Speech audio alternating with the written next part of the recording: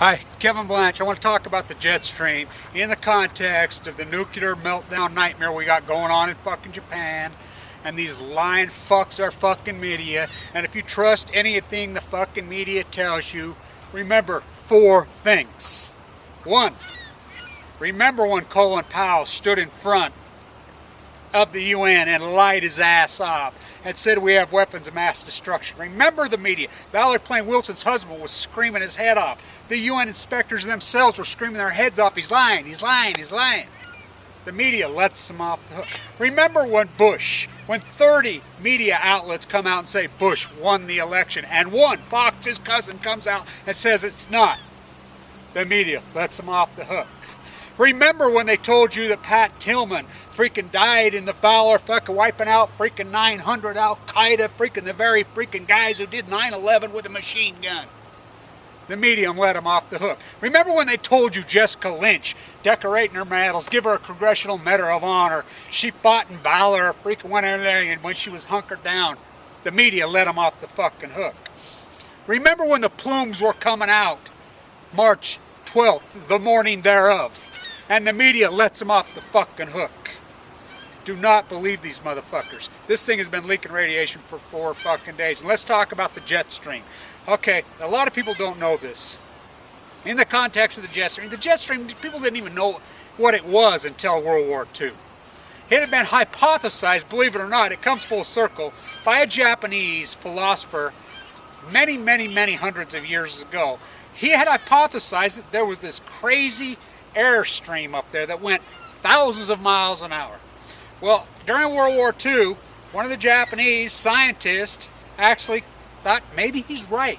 So what they did, they released helium balloons with bombs on them up into the air, and he hypothesized they would get in the jet stream and come to the west coast of the United States. He had no idea if it was working. It was experimental, but they released thousands of them. Well, the fact is they were making it here.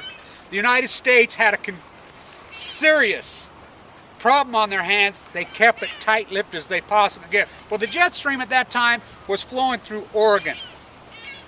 You know, it can go anywhere from all the way up the Canadian coast all the way down to Mexico, depending on where it just happens to be flowing at the time. We all know this. Well, these bombs were landing in the forest in Oregon. There was a Baptist church minister who had a Sunday school out in them. He took a group on a picnic from his church, children out in there. They found one, it went off and killed them all.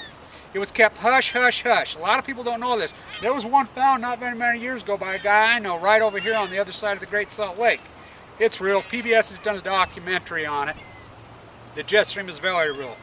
Now, as in the context of nuclear radiation, the plumes that went up, if you think that's just a hydrogen blast, those first 2 or 3s, like I said, take 3 freaking iodine tablets and 2 doses of George Bush and Fox News and go to Glenn Beck's freaking site. Look, the jet stream, as far as the radiation, who knows those minute particles as they cling on to freaking minute dust particles or whatever, how far they travel. I don't think anyone really knows. I mean, we do know the southern Utah nightmare that killed all those thousands and thousands of people. You think it's ironic that I've been ranting, I've been involved with the atomic nuclear veterans. They're all dead, so they can't speak for themselves. I've been livid about this. I've been screaming from every rooftop there ever was for well over a decade. No one will even listen to me. Boy, is it ironic, I get calls from both congressmen today. Both congressmen's office. Matheson's and scumbag piece of shit Rob Bishop, who hides in his freaking basement so that the teabaggers can't get him when... That's how ignorant the teabaggers.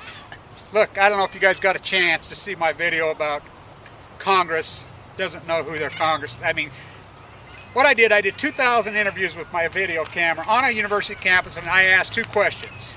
One, what is your opinion of Congress? Verbatim, blah, blah, blah, blah, blah, blah, blah, we hate them, we hate them. 2, who is your congressman or woman? Out of 2,000, less than 100 got it right. The last 2 interviews, one was a college professor, he got it wrong. The last interview is with a homeless guy, he knew it. I went up and told the college professor, which I'm a teacher, I have been in the past. I told him that he got it wrong. And the homeless guy got it right. And he said to me, how the fuck would he know? He doesn't even have a television. And I says, well, there you have it. There's your answer to the whole thing. You ever heard of a fucking newspaper? He got pissed. You know, fuck him. But anyway, as far as the whole thing, it's dust in the wind. It is dust in the wind. And it's like this pond. You've seen my videos I do on this beautiful pond and the backdrop. That is the majestic mountain Paramount Pictures has drawn. That's Ben Loman. That's how he draw. Hodgkins was from here. He lived here before he went to Southern Cal. That's the mountain. He drew it on a napkin. Well, remember this beautiful pond? They drain it once a year, clean it up. This is what the whole freaking Earth's going to look like if we let these radical conservatives to keep on going. Between the golf and this is a philosophical battle, and I'm ready to fight it any fucking day. Bring these punks on. Kevin Blanch.